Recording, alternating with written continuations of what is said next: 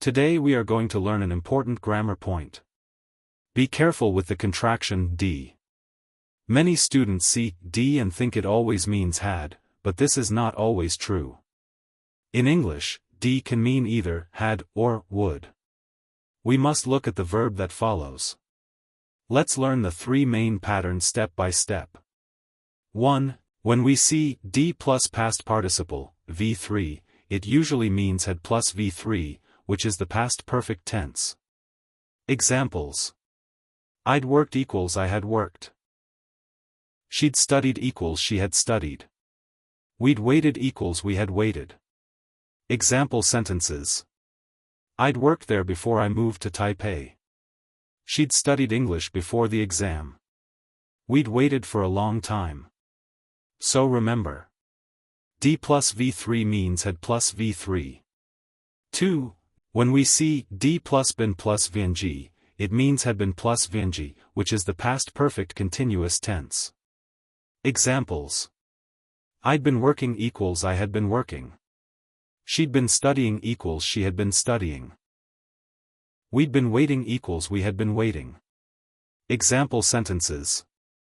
I'd been working for 2 hours before he arrived. She'd been studying all night. We'd been waiting since morning. So remember. D plus been plus VNG means had been plus VNG. 3. When we see D plus base verb, V1, it usually means would plus V1, which is used for future in the past or conditional sentences. Examples. I'd work equals I would work. She'd study equals she would study. We'd wait equals we would wait. Example sentences. I'd work harder if I had more time. She'd study abroad if she could. We'd wait for you if you were late. So remember. D plus V1 means would plus V1. Summary.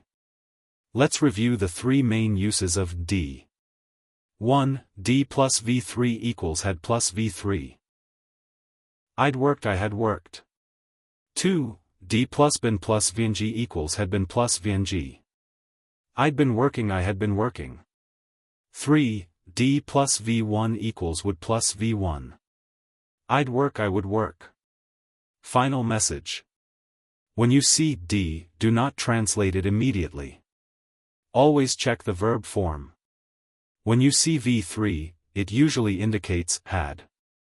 When you see been plus VNG, it indicates had been. When you see V1, it usually indicates would. With practice, you will be able to understand contractions quickly and naturally in real English.